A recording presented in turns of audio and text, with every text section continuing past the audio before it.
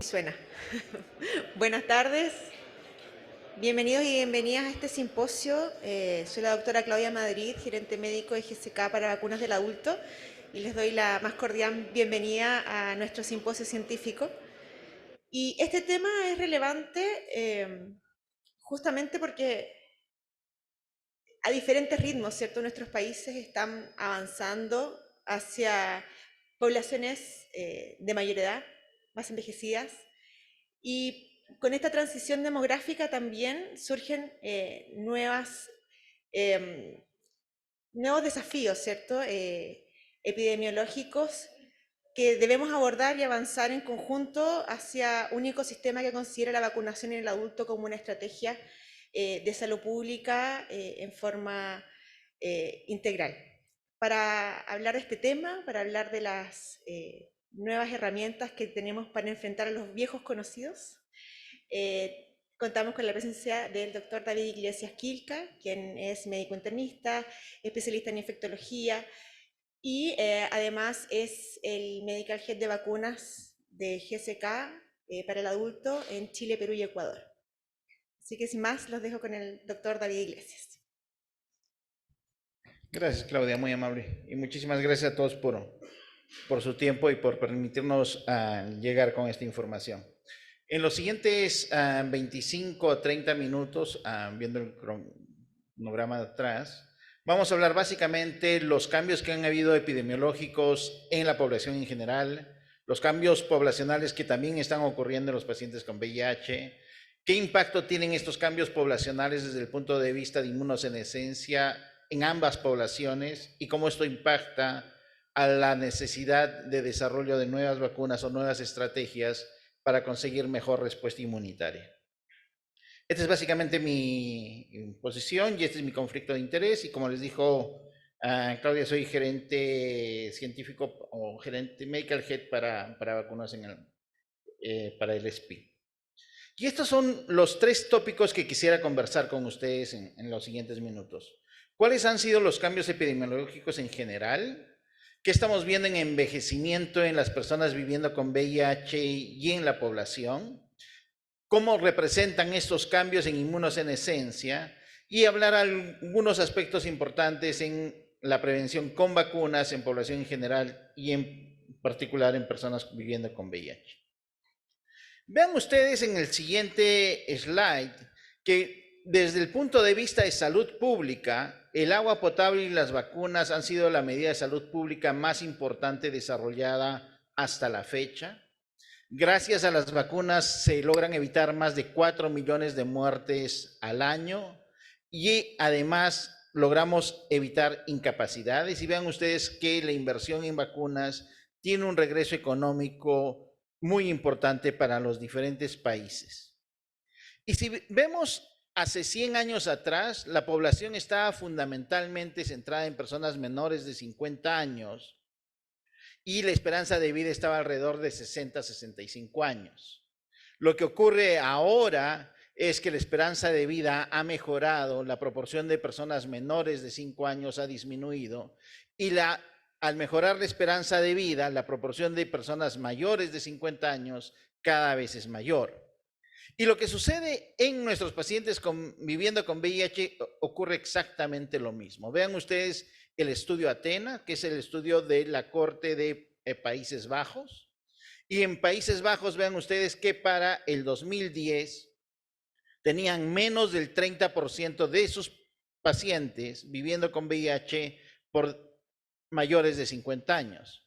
Vean ustedes que una década después, el 2030, piensan tener casi el 70 o un poco más del 70% de sus pacientes viviendo con VIH por encima de 50 años.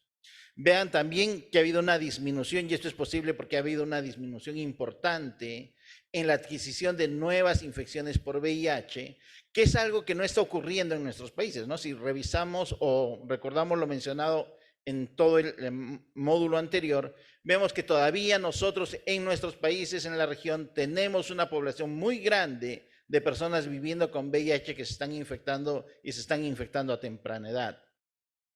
Por otro lado, si nosotros vemos si es que esto ocurre en todas las áreas del mundo, vean que sí, Vean ustedes que en Europa y en Estados Unidos estos son cambios muy importantes, pero para las diferentes regiones también está ocurriendo. Y en las personas viviendo con VIH yo diría que tenemos estos tres grandes grupos.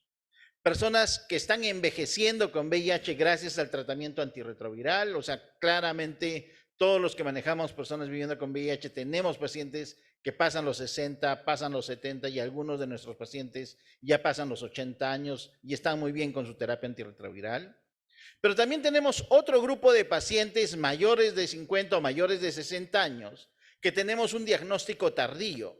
Y ahí tenemos un inconveniente porque muchas veces ese paciente no se piensa en VIH inicialmente, ¿no? Tenemos un diagnóstico tardío porque no pensamos en la actividad sexual de las personas mayores de 60 años o aquellos pacientes que vienen con una infección tardía. Claramente, al mejorar la calidad de vida de las personas, hay un grupo pequeño de personas que se infectan pasados los 50 o los 60 años. Y vean ustedes que en el 2018, 1 de cada 6 nuevas infecciones en Estados Unidos ocurrió en personas mayores de 50 años.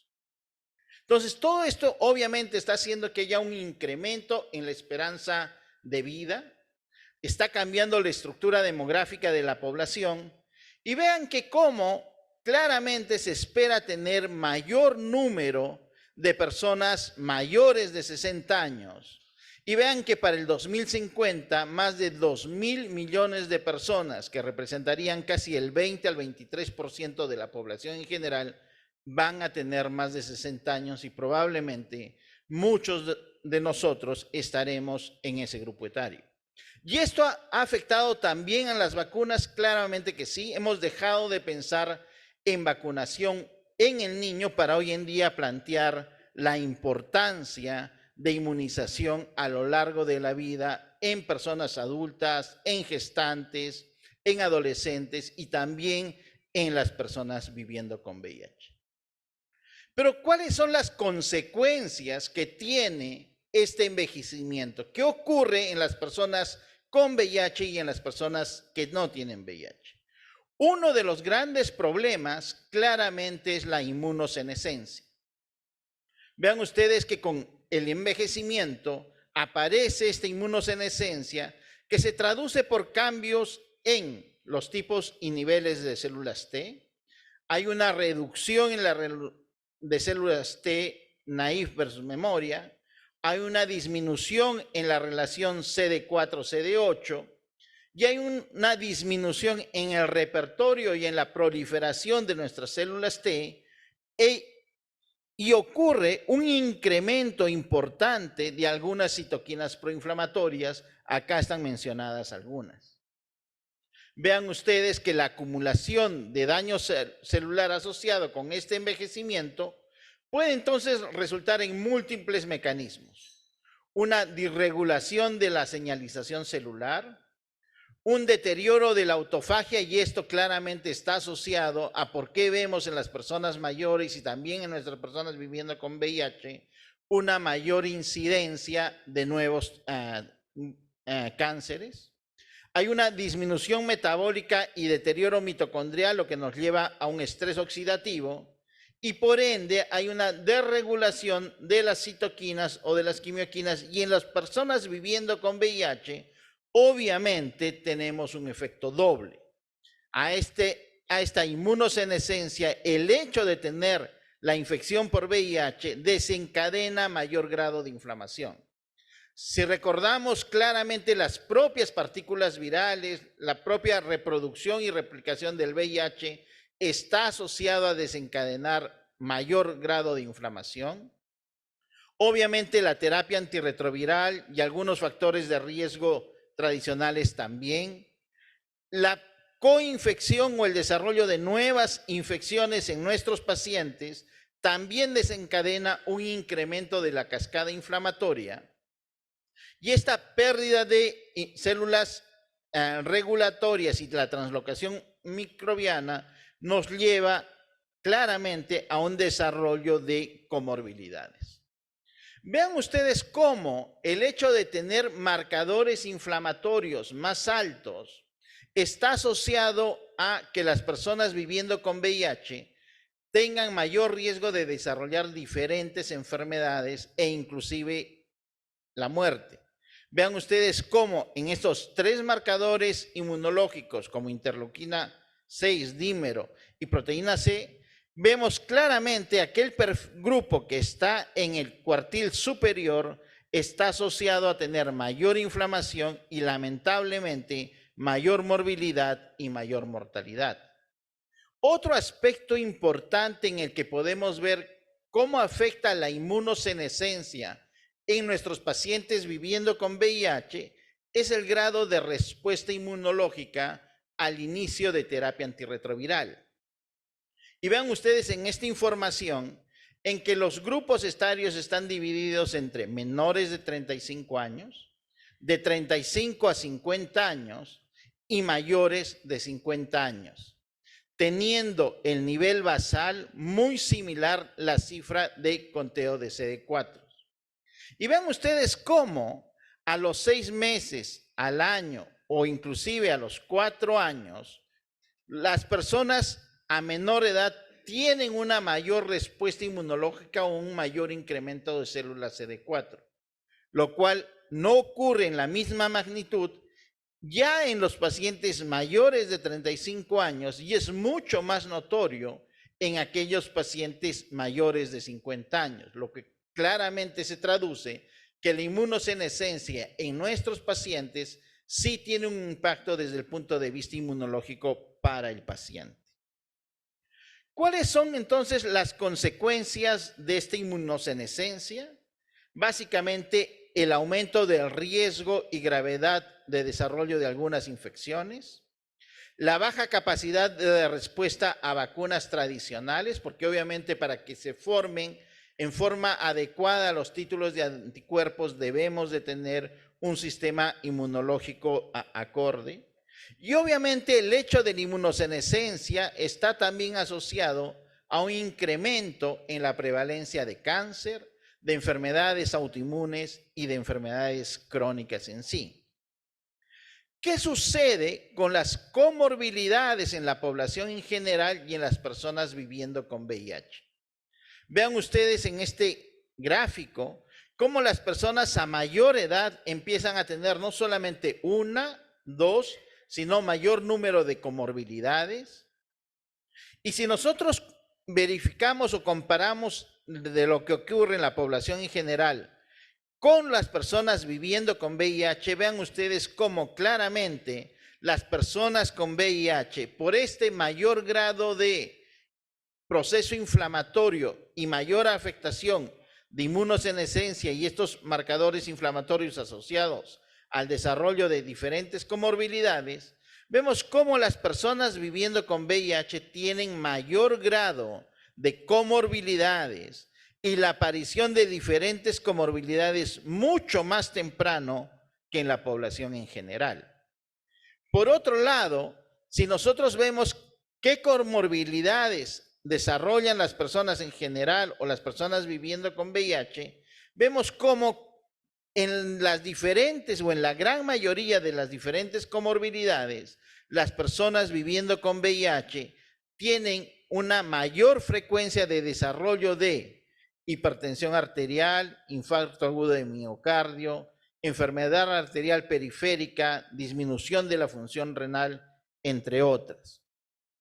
Entonces, ¿qué desafíos tenemos en la vacunación tanto de adultos como en las personas viviendo con VIH?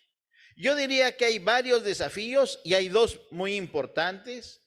Uno, que tenemos un menor nivel de cobertura de vacunación. Si nosotros revisamos esta información, vean ustedes, acá están mencionadas 4 vacunas.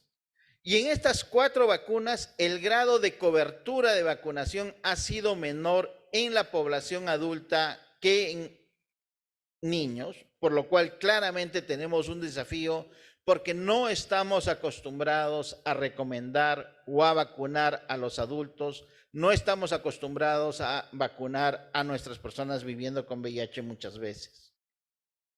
Otro de los desafíos es que las estrategias de vacunación para superar la disminución de la inmunidad relacionada con la edad tiene que ser mejorado con el desarrollo de nuevas plataformas de vacunas. Y ahí es un aspecto muy importante recordar que una vacuna está compuesta por dos elementos muy importantes. El antígeno, que es el que va a despertar la respuesta inmunológica y el que va a favorecer que haya una mayor respuesta inmunológica, especialmente cuando estamos hablando de personas mayores o personas viviendo con VIH, es el adyuvante. Es decir, aquella molécula que va a permitir que la tasa de desarrollo de anticuerpos sea mucho más alta que si no estuviera presente el adyuvante. Y recordemos que además, hoy en día los antígenos que tendemos a utilizar no son patógenos vivos o patógenos muertos con capacidad no replicativa, sino cada vez tenemos fragmentos antigénicos mucho más pequeños, que por ende necesitamos justamente en estos fragmentos antigénicos tener la presencia de adyuvantes que nos permita que llegue mayor cantidad de células inflamatorias al sitio de aplicación de la vacuna, que llegue mayor número de células presentadoras de antígeno para que al final tengamos una mayor producción de anticuerpos y con esta mayor producción de anticuerpos la persona esté protegida. Esto hoy en día ya se traduce en que es una realidad. Vean ustedes el ejemplo que sucede con la vacuna de herpes zóster, en la que tenemos la glicoproteína E como el antígeno, y vean ustedes que cuando se aplica la glicoproteína E se mejoran los títulos de anticuerpos, pero los títulos de anticuerpos mejoran drásticamente cuando a la glicoproteína E se asocia el sistema adyuvantado, y por ende tenemos tres aspectos bien importantes. Tenemos una mayor respuesta inmunológica. Al tener una mayor respuesta inmunológica, los títulos de anticuerpos son más altos. Tenemos una disminución que es mucho más lenta de la caída de anticuerpos, y al final tenemos títulos de anticuerpos que van a perdurar por mayor tiempo a lo largo de los años. Pero yo les decía que también tenemos otros desafíos. Y otros desafíos tenemos como, por ejemplo, la falta de conciencia sobre la importancia de la vacunación en el adulto. Muchas veces la baja percepción del riesgo ante enfermedades, la falta de recomendación de los profesionales de salud hacia la vacuna y preocuparnos muchas veces o tener temor por la seguridad a veces de las vacunas. Claramente existen diferentes esquemas de inmunización y este es el esquema de inmunización recomendado para el adulto mayor. No vamos a revisar todo, pero había traído para conversar con ustedes 4 enfermedades que hoy en día pueden ser inmunoprevenibles en la población en general y en nuestros pacientes con VIH. Quería hablar primero de la vacuna de DTPA, que es la que nos brinda la protección contra difteria, tétanos y pertusis o tosferina. Como ustedes saben, el desarrollo de anticuerpos para estas 3 enfermedades tienen una duración promedio de 10 años y por ende se recomienda que cada 10 años vacunemos a nuestros pacientes, pero no solamente vacunemos a nuestros pacientes, que nosotros nos vacunemos y que también vacunemos a nuestros familiares cada 10 años. Un ejemplo claramente de Argentina muestra cómo la estrategia de vacunar a la mujer embarazada ha tenido un impacto importante en disminuir la morbilidad y la mortalidad en lactantes a través de la protección de la vacunación en la gestante.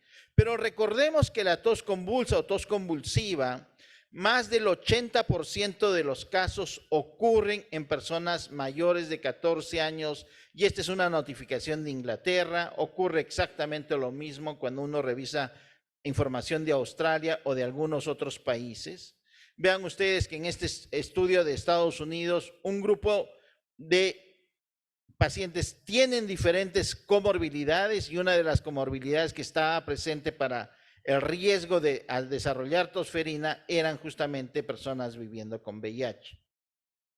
Otro aspecto es la vacuna antineumocócica. Claramente ha habido un avance importante, tenemos la vacuna polisacárida, tenemos la vacuna de 13 serotipos conjugada y ya tenemos 2 nuevas vacunas conjugadas, la de 15 y la de 20 serotipos, que todavía entiendo que no la tenemos en nuestros países, pero esperemos pronto tenerlas, y que es muy importante vacunar a la población objetivo, que es mayores de 65 años, y también a las personas entre 5 a 64 años que tengan algún factor de riesgo, y vean ustedes cómo las personas viviendo con VIH es un grupo que debe de ser vacunado, y el esquema que vayamos a utilizar en personas adultas tiene que ser combinar la vacuna de polisacárido con la vacuna conjugada, pero tener en cuenta el tiempo de intervalo que tiene que haber entre las 2 vacunas, excepto que vayamos a utilizar la vacuna conjugada de 20 serotipos, ¿no? En la vacuna conjugada de 20 serotipos ya no es necesario utilizar la vacuna polisacárida. Claramente la vacunación contra el neumococo, por ejemplo, en la población de personas con EPOC ha tenido un impacto importante. Ahora quería hablar con ustedes en relación a herpes zóster y cómo podemos hoy en día también proteger a nuestros pacientes y protegernos a la población en general contra esta enfermedad. Si nosotros recordamos la epidemiología y cómo es el desarrollo de herpes zóster, casi más del 90% hemos tenido contacto con el virus de varicela. En estudios de México, esto es un poco más, hasta 95%. El virus de varicela queda viviendo con nosotros en el ganglio de la raíz dorsal y pasados algunos años o algunas décadas puede haber esta reactivación del virus y desarrollar zóster. Obviamente el desarrollo de herpes zóster está asociado a, está desarrollado a diferentes manifestaciones clínicas o complicaciones, pero un aspecto muy importante es el riesgo y el desarrollo de neuralgia posherpética, que es una de las complicaciones más importantes o más frecuentes, lamentablemente, del desarrollo de herpes zóster. ¿Por qué es importante que prevengamos? Porque más del 90% de las personas tenemos el virus viviendo con nosotros, y los estudios epidemiológicos lo que han mostrado que 1 de cada 3 personas va a tener a lo largo de su vida el desarrollo de herpes zóster, y si la persona tiene más de 80 años, 1 de cada 2 desarrollará herpes zóster. Un estudio realizado en Perú, Ecuador y Chile recientemente para ver carga de enfermedad, lo que ha encontrado es que el riesgo de hacer herpes zóster durante el resto de la vida es entre un 19 a 20% de casos. Hay 19 a 20 casos por 100 personas. Obviamente, neuralgia posherpética es alrededor del 26% y otras complicaciones del 30%. Y vean ustedes que el riesgo de desarrollar neuralgia posherpética va incrementando de edad, especialmente cuando la persona tiene más de 60 y casi se triplica cuando la persona tiene más de 70 años. Si nosotros vemos además qué otras poblaciones, además de la población general, tiene mayor riesgo de desarrollar herpes zóster, vean ustedes que nuestras personas viviendo con VIH o nuestros pacientes son una de las poblaciones que tienen mayor riesgo de desarrollar herpes zóster en este metaanálisis, seguida por neoplasias, lupus eritematoso sistémico y algunas otras enfermedades inmunosupresoras. Vean ustedes en pacientes inmunocomprometidos, aquellos pacientes que reciben un trasplante autólogo tienen mayor riesgo, seguido de hemopatías malignas y también seguido de nuestros pacientes viviendo con VIH. Y muchos dirán, ¿por qué en los últimos años o en los últimos 2 años hemos visto en consultorio mayor número de personas con herpes zóster? Y básicamente lo que se ha encontrado es que vean ustedes que las personas que tuvieron COVID tienen 15% más riesgo de desarrollar herpes zóster, y si las personas tuvieron un cuadro de COVID más severo que ameritó hospitalización, este riesgo de desarrollar herpes zóster se incrementa hasta un 21%. Tenemos información ya de la vacuna recombinada de herpes zóster, y este es el estudio pivot, o los dos estudios pivotales que permitieron la aprobación por parte de FDA y EMA. Y vean ustedes que un aspecto importante de esta vacuna es que se puede dar a pacientes con inmunocompromiso, porque la vacuna es recombinante, a diferencia de la otra vacuna que era de virus vivo atenuado, que no la podíamos indicar o recomendar para las personas que tenían algún grado de inmunocompromiso. Y otro aspecto importante es que vean ustedes que independientemente de la edad, más de 50, más de 60, más de 70 o inclusive más de 80 años, el grado de eficacia de la vacuna ha estado por encima del 90%.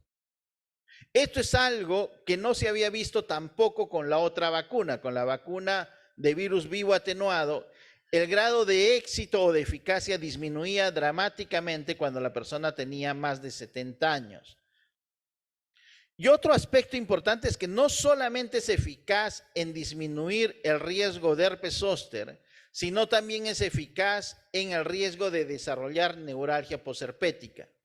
Y un aspecto adicional es que las personas que recibieron la vacuna y desarrollaron herpes zóster tienen menor grado de dolor, menor grado de tamaño de lesiones y recuperación mucho más rápida o cicatrización mucho más rápida de las lesiones. Entonces, claramente hoy en día ya tenemos también la disponibilidad de esta vacuna en algunos de nuestros países en la región. Entiendo que México, Argentina y Perú ya la tienen la vacuna aprobada. Se está comercializando en Argentina, México y en Brasil en este momento y esperemos que pronto sea aprobada en Chile y en Ecuador y en el resto de países de la región. Otra enfermedad que quería hablar con ustedes era en relación a virus sincicial respiratorio. Porque virus sincicial respiratorio es una infección que ocurre muy temprano, especialmente en los 2 primeros años de vida, y de ahí tenemos episodios muy seguidos a lo largo de la vida, pero cuando las personas desarrollan síntomas y hacen formas severas, normalmente son las personas mayores de 60 o mayores de 50 años en adelante. Vean ustedes que la carga de virus sincicial respiratorio en adultos mayores en países industrializados muestra que hay alrededor de 5 millones de casos, hay más de 400,000 hospitalizaciones y hay más de 33,000 muertes. Si revisamos la información regional, vemos claramente cómo en Chile, que tiene un sistema de control epidemiológico y una vigilancia mejor que algunos de nuestros países de la región, por ejemplo, mejor que Perú o que Ecuador en vigilancia de esta enfermedad, lo que se ha visto en el 2022, vean ustedes que la curva de presentación ha sido mucho más temprana que lo que ocurre o lo que ocurría en años anteriores, y no se sabe si esto es un impacto por el cuadro de la pandemia en sí o es algo que por el calentamiento global y por el cambio de clima podamos de seguir viendo, y va a ser bien importante analizar qué es lo que ocurre este año. Otro aspecto importante es que vean ustedes que el porcentaje de casos graves inició en grupos menores de 2 años, pero rápidamente afectó a personas mayores de 60 años, y vean ustedes cómo estuvo afectando a la población mayor de 60 años en las últimas semanas epidemiológicas. Lo otro es que si nosotros revisamos el riesgo de hospitalización asociada al virus sincicial respiratorio, vemos también cómo incrementa dramáticamente de acuerdo a la edad. Vean ustedes que los asteriscos están casi en la línea sobre cero entre 18 y 49 años, incrementan un poco entre 50 y 64 años y de ahí incrementan en mayor medida, y cómo esta incidencia puede variar si el paciente tiene diferentes comorbilidades cardiovasculares, diabetes y comorbilidades respiratorias como asma y EPOC. En los pacientes con VIH, virus sincicial respiratorio, lo que ha demostrado es que el paciente tiene una presentación muy similar que la población en general, pero sí tiene una eliminación del virus mucho más prolongada, lo que podría tener implicancias desde el punto de vista epidemiológico, en el sentido de que pueda haber el riesgo de mayor contagio por esta mayor eliminación del virus por un mayor tiempo del mismo. Claramente la disminución de la inmunidad y de células CD4, lo que ocurre por inmunosenescencia, afecta y está asociado al desarrollo de este virus. Y al igual que en la vacuna de herpes zóster, también tenemos en esta vacuna que se ha logrado desarrollar e identificar cuál es el antígeno que puede generar esta respuesta inmunológica, y asociado a un adyuvante, porque estamos hablando también nuevamente de una vacuna destinada a población adulta mayor, podemos tener y conseguir una mayor respuesta inmunológica. Vean ustedes que en este estudio, ARESVI 006, que es de fase 3, hubieron 3 grupos, uno que recibió placebo, el otro grupo que recibió una dosis de la vacuna anual y el otro que recibía 2 dosis, una por año.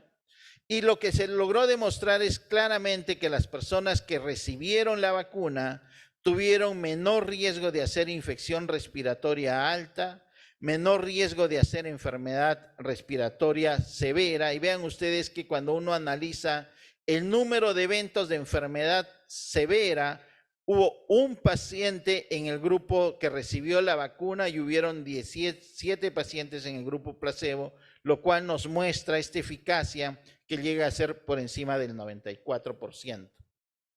Desde el punto de vista de tolerancia, como toda vacuna tiene eventos adversos más locales, pero cuando uno revisa los eventos adversos severos y los eventos adversos fatales o enfermedad asociada a inmunocomplejos, vean ustedes que no hubo mayor diferencia con placebo versus el grupo que recibió la vacuna. ¿Qué otros beneficios, para terminar, tenemos cuando vacunamos a los adultos?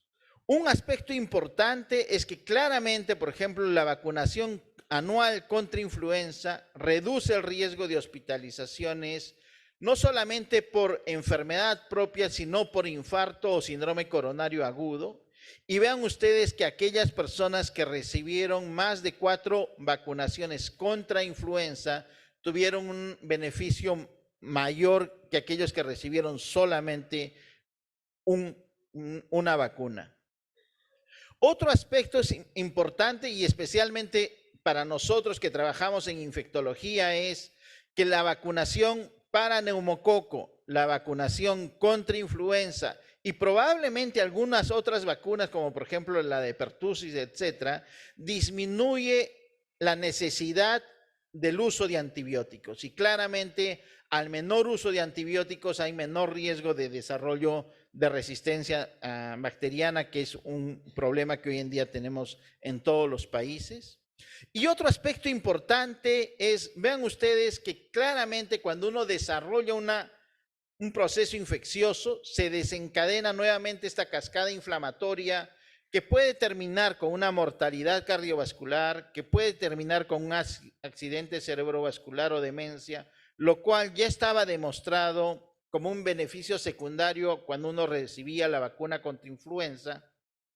Y vean ustedes que la proporción es muy parecida cuando se recibe la vacuna contra herpes zóster. También se disminuye este grado de inflamación que podría ocurrir después de desarrollo de herpes zóster, y también tenemos este beneficio secundario que es importante para nuestros pacientes en general y también para nuestros pacientes viviendo con VIH. Entonces, para concluir, diremos que conforme pasan los años, disminuye la función de nuestro sistema inmune, y esto es mucho más notorio en las personas viviendo con VIH.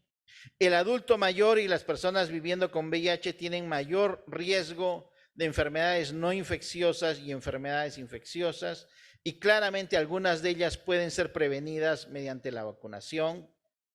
Los nuevos sistemas de vacunación permiten mejorar la respuesta a las vacunas, Claramente el hecho de tener estos nuevos adyuvantes permiten que la tasa de efectividad de las vacunas sean mayores y que el grado de protección sea mucho más prolongado.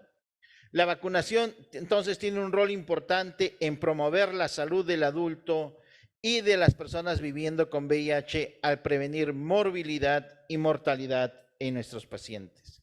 Esa es básicamente la información que había traído para conversar con ustedes el día de hoy. La tarde, muchísimas gracias por su tiempo y si tuvieran alguna pregunta en relación a estos temas, estoy a su entera disposición.